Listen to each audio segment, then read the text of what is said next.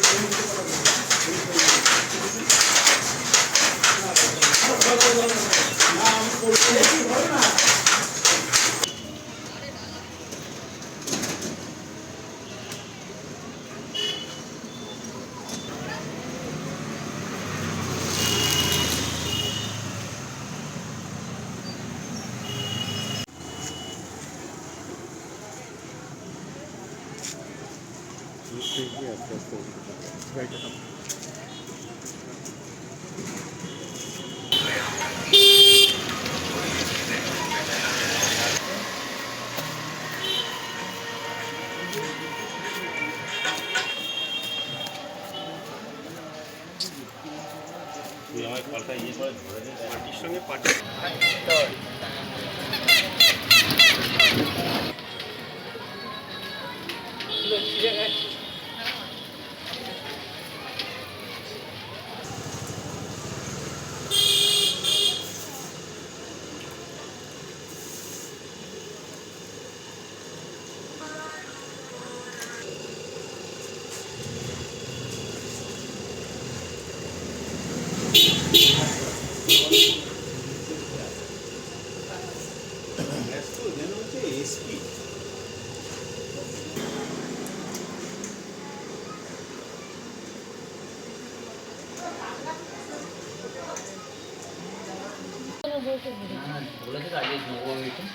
বইটা নিয়ে নেবো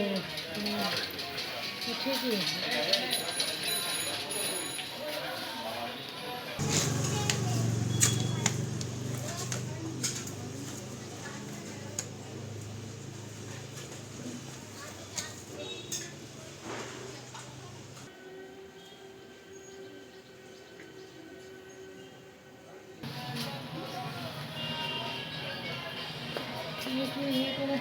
বাড়িয়ে দেবো।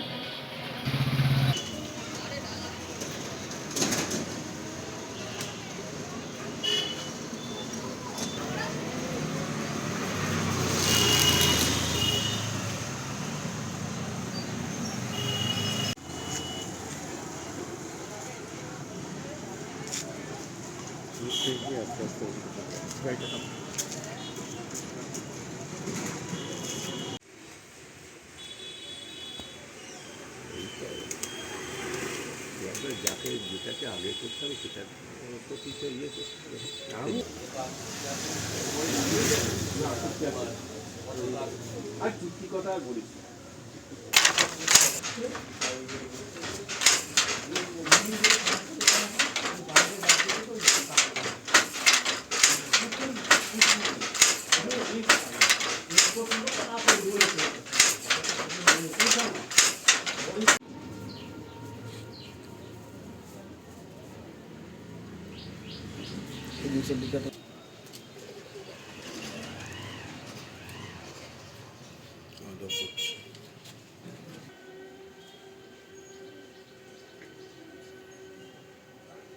আমাদের এখানে মোটামুটি তাঁতের বাজারটা তো খুব খারাপ অবস্থার দিকে চলে গেছে, যার ফলে ওই বারোয়ারি টারোয়ারি যে পয়সা হয়তো তারা ব্যয় করে সেটা কম পয়সা ব্যয় করছে, যার ফলে আমাদের ওই ঠাকুর সেটা সেইভাবে করে দিতে হচ্ছে, যার ফলে ওই আর তাঁতের বাজার খারাপ যাওয়া মানে আমাদেরও কিছু এইভাবে খারাপ যাচ্ছে, একটু খারাপের দিকে যাচ্ছে।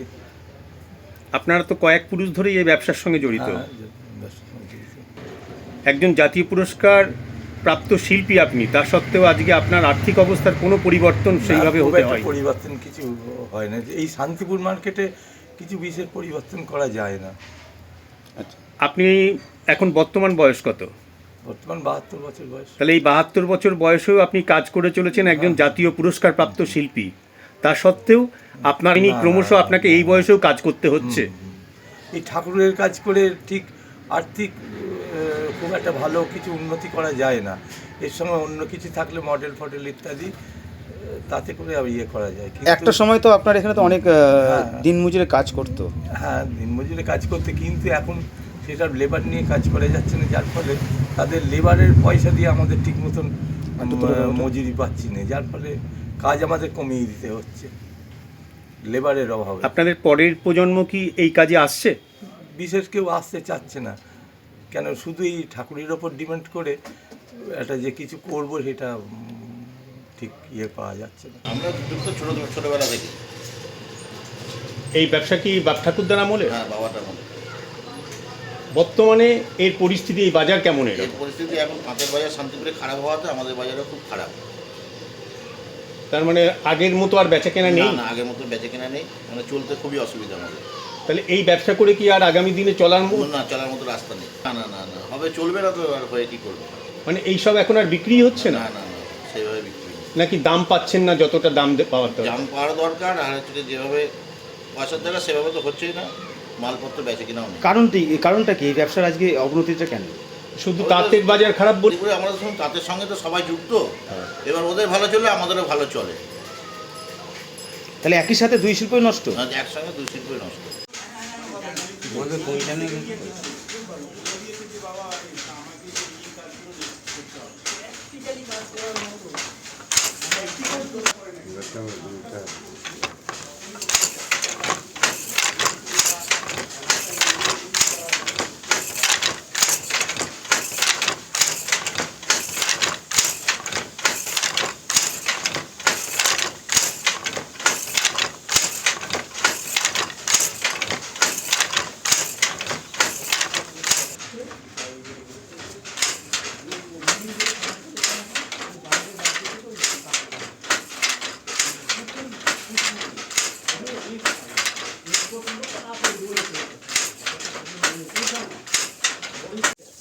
কত বছর ধরে এই পেশায় আপনারা যুক্ত?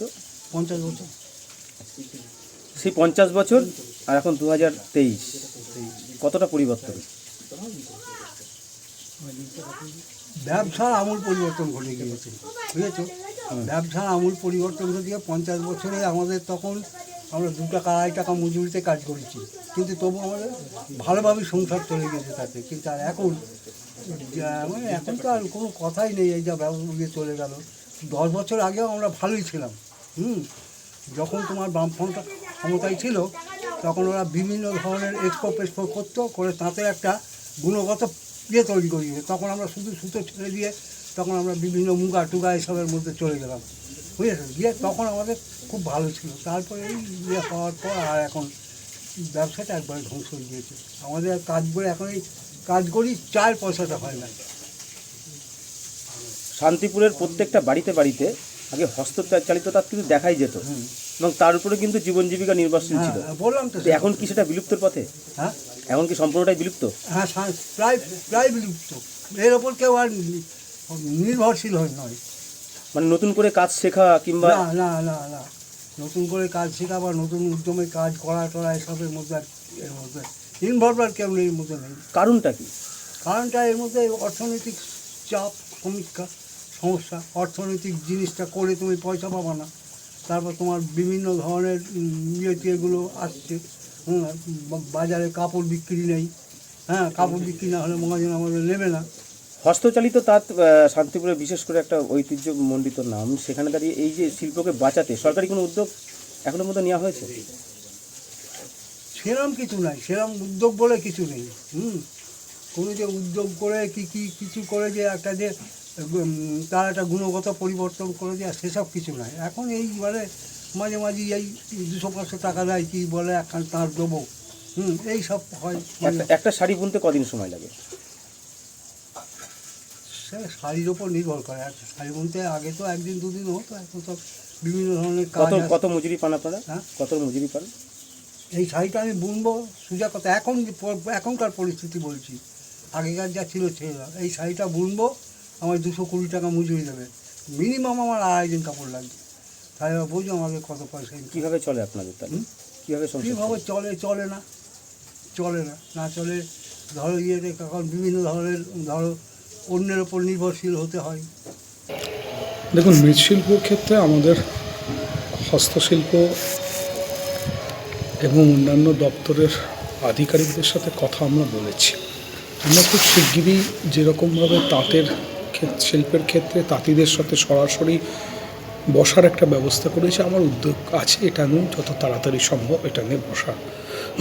কিন্তু বিষয় হচ্ছে শান্তিপুরের 12 মাসে 13 পার্বণ, তাতে মৃৎশিল্পীরা ভীষণভাবেই মাতৃমূর্তি বা দেবদেবতার মূর্তিতে ব্যস্ত থাকেন, বিষয়ে কোনো সংশয় নেই। তাদের সাথে আলোচনা করি, আমি আগে পার্সোনালি একটু কথা বলবো তারা কি বলতে চাইছেন। তাঁত শিল্পের ক্ষেত্রে যেমন অনেক অ্যাসোসিয়েশন আছে, তেমন মৃৎশিল্পীদের সঙ্গে আমি বসেছিলাম, তারা আমার কাছে 2-4টে মেশিনের দাবি করেছিলেন হাতে মাখার জন্য, কিন্তু সেই মেশিন বিধায়ক তহবিল থেকে সরাসরি আমরা দিতে পারবো না, কারণ তাদের রেজিস্ট্রেশন নেই। তো এই জায়গাগুলো একটু দেখতে হবে আমাদের, যদি তারা যোগাযোগ করেন আমি ফার্দার নিশ্চয়ই তাদের সাথে কথা